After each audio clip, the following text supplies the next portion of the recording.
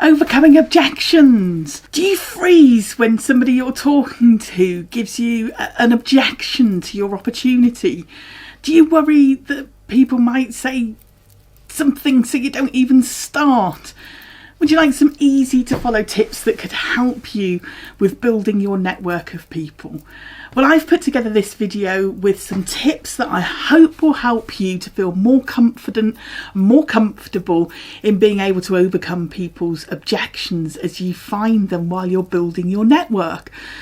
A lot of people that I've spoken to are quite scared of questions or objections that people might face. Sometimes more than the actual event itself is just the fear of it. So I really want to help you with some different things that might make you feel just a bit more relaxed.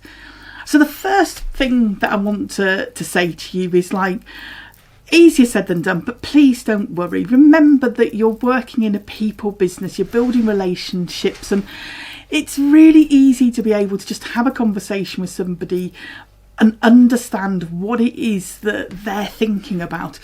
I always try to put in the top of my mind that if somebody is giving you any kind of objection to the opportunity, then it means that they're seeing themselves do it, that they're thinking about it, they're seeing themselves in that situation, which I think is a real positive to being able to help them. So I want to share a couple of different things that have really helped. So the first one is a technique that's called the felt found technique. So for example, if somebody said to me, I am interested in earning some extra money, but I don't know anybody that I could show the Avon books to. So their objection is the fact that they don't know anybody, so they don't think that they could be successful.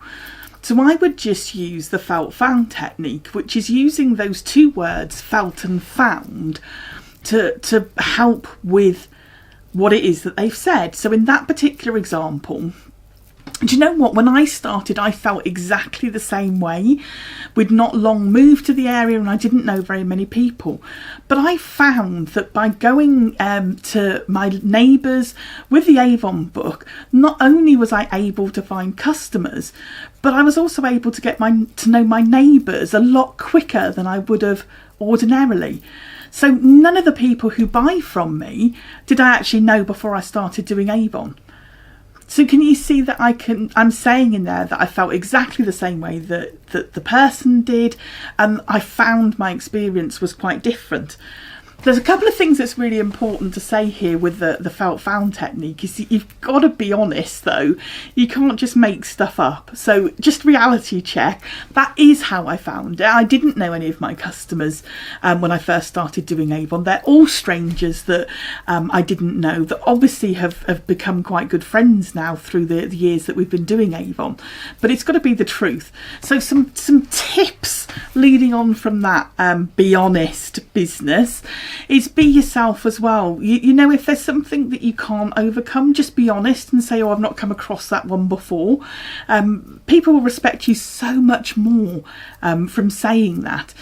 Do remember that the business that we're in, I keep saying it, it's a relationship business. This is not about a hard sell. So overcoming somebody's objection is not about putting the thumb screws on and being determined to get them to say yes, even though really they mean no, because that isn't going to help build your business.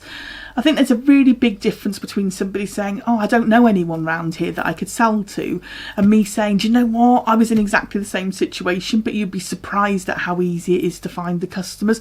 That's different to a real hard sell with those thumb screws. I think also, you know, being yourself, bring your personality into the conversation that you're having with somebody. Remember, we're building a relationship here. You know, if you've got a quirky sense of humour, then bring that humour into the conversation. You know, if you're really good at research, then bring that research into the conversation. Whatever it is about you that is unique to you, bring it into the conversation. It will make you more relatable. And the last tip here is, you know, be comfortable to let that person go. If you've tried to help them with the objection, but they're still uncomfortable, then it's okay. You know, we're not into this hard sell. I wanted to go through a few examples of things that I've come across and what it is that I've said to people that has helped them to see that maybe this is the right opportunity for them. So this is kind of like some of those situations where it's gone well, rather than the people that it's not turned out to be a yes, because that does happen as well. So sometimes I'll have people say, I've not got the time to do that.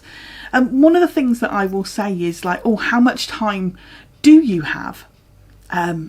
Because I know that people think that running a home-based business is going to take a lot more time than it really does. So that's one question that I'll ask if they say they haven't got enough time. Another thing that I'll ask if they say they haven't got enough time is, how long do you think that you need to start this opportunity up?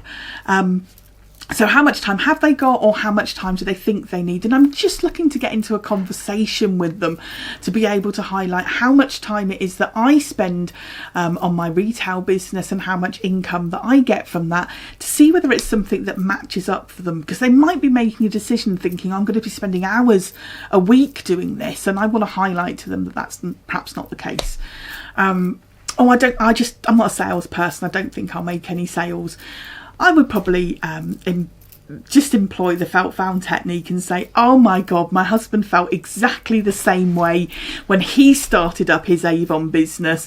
He's the opposite of a salesperson, plus he's a bloke doing Avon.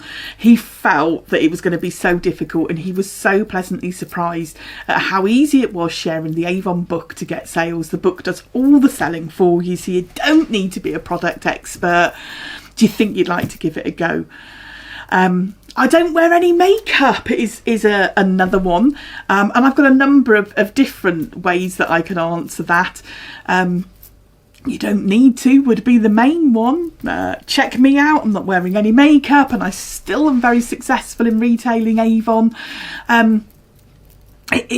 I think people sometimes have misconceptions in their mind of who they need to be and what they need to do. So I see it as my job as helping them to understand that they don't need to be some kind of beauty queen to be able to drop some catalogues off through people's letterboxes. You really don't.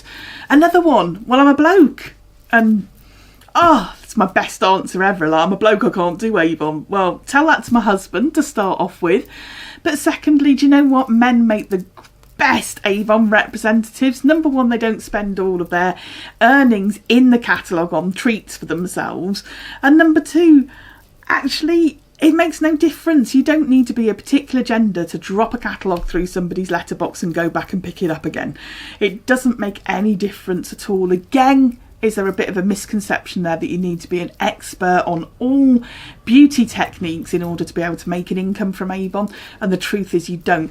So can you see with some of these examples that really it's not about having a perfect answer with somebody, it's just about getting a conversation going to be able to understand what it is that they're worried about and having a laugh.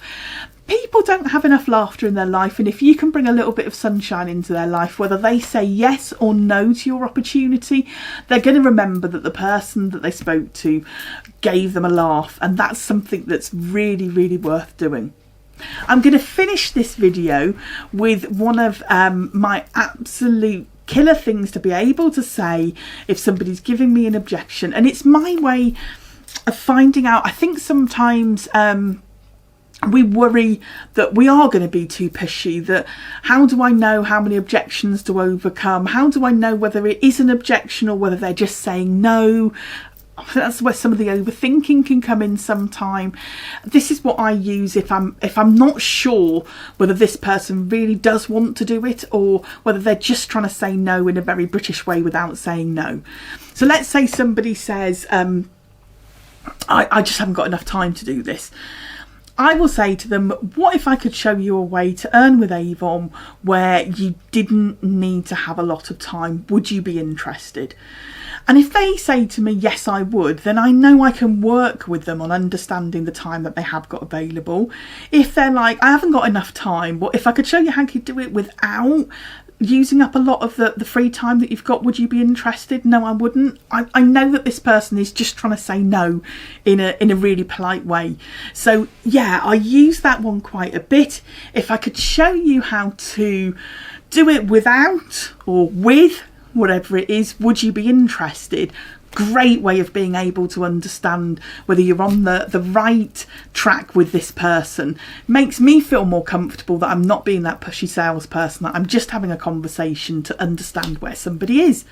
I really hope you found the video useful, and I look forward to seeing you soon. Take care now. Bye.